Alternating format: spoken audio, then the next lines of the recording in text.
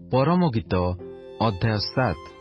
ଆଗ ରାଜକନ୍ୟା ପାଦୁକାରେ ତୁମ୍ଭ ଚରଣ କିପରି ସୁନ୍ଦର, ତୁମ୍ଭର କଟିମଣ୍ଡଳ ନିପୁଣ ଶିଳ୍ପକର ହସ୍ତରେ ନିର୍ମିତ ରତ୍ନହାର ସ୍ୱରୂପ। ତୁମ୍ଭର ନାଭିଦେଶ ମିଶ୍ରିତ ଦ୍ରାକ୍ଷାରସ ଅଭାବ ନଥିବା ବର୍ତ୍ତୁଳ ତାଟିଆ ତୁଲ୍ୟ। ତୁମ୍ଭର ଉଦର ଶୋଷଣ ପୁଷ୍ପମଣ୍ଡିତ ଗହମ ରାଶି ତୁଲ୍ୟ। ତୁମ୍ଭର ସ୍ତନ ଯୁଗଳ ହରିଣୀର ଜାଁଳା ଛୁଆ ତୁଲ୍ୟ। ତୁମ୍ଭର ଗଳଦେଶ ଗଜଦନ୍ତମୟ ଦୁର୍ଗ ସଦୃଶ।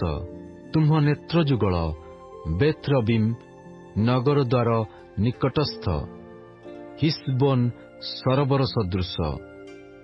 ତୁମ୍ଭ ନାସିକା ଦମେଶକ ସମ୍ମୁଖସ୍ଥ ଲିବାନୋନର ଦୁର୍ଗ ତୁଲ୍ୟ। ତୁମ୍ଭ ମସ୍ତକ କର୍ମିଲ ପର୍ବତ ତୁଲ୍ୟ। ପୁଣି ତୁମ୍ଭ ମସ୍ତକର କେଶ ବାଇଗଣିଆ ରଙ୍ଗ ତୁଲ୍ୟ। ତହିଁର ବେଣିପାଶରେ ରାଜା ବନ୍ଦୀ ରୂପେ ଧୃତ ଅଟନ୍ତି। ଆଗ ପ୍ରିୟେ, ତୁଷ୍ଟି ଜନ୍ମାଇବା ନିମନ୍ତେ ତୁମ୍ଭେ କିପରି ସୁନ୍ଦରୀ ଓ ମନୋହରିଣୀ। ତୁମ୍ଭ ଶରୀରର ଦୀର୍ଘତା ଖର୍ଜୁର ବୃକ୍ଷ ତୁଲ୍ୟ ଓ ତୁମ୍ଭ ସ୍ତନ ଦ୍ରାକ୍ଷା ଫଳର ପେଣ୍ଡା ତୁଲ୍ୟ। ମୁଁ କହିଲି, ମୁଁ ଖର୍ଜୁର ବୃକ୍ଷ ଆରୋହଣ କରିବି, ମୁଁ ତହିଁର ବାହୁଙ୍ଗା ଧରିବି।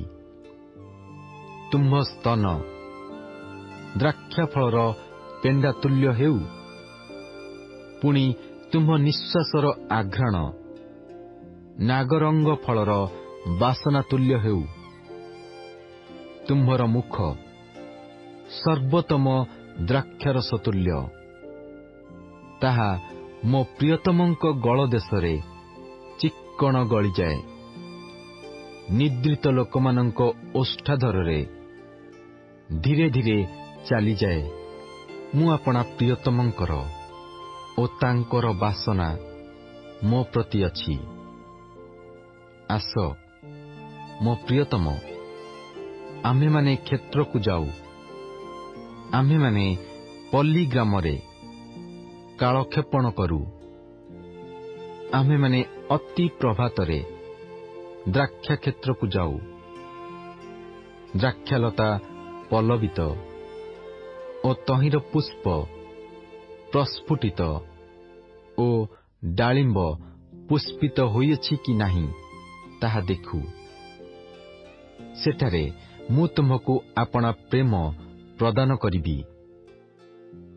ଦୁଦା ଫୁଲ ସୁବାସ ଦେଉଅଛି। ଆମ୍ଭମାନଙ୍କ ଦ୍ୱାର ନିକଟରେ ସର୍ବପ୍ରକାର ବହୁମୂଲ୍ୟ ନୂତନ ଓ ପୁରାତନ ଫଳ ଅଛି। ହେ ମୋହର ପ୍ରିୟତମ, ତାହା ସବୁ ମୁଁ ତୁମ୍ଭ ପାଇଁ ରଖିଅଛି।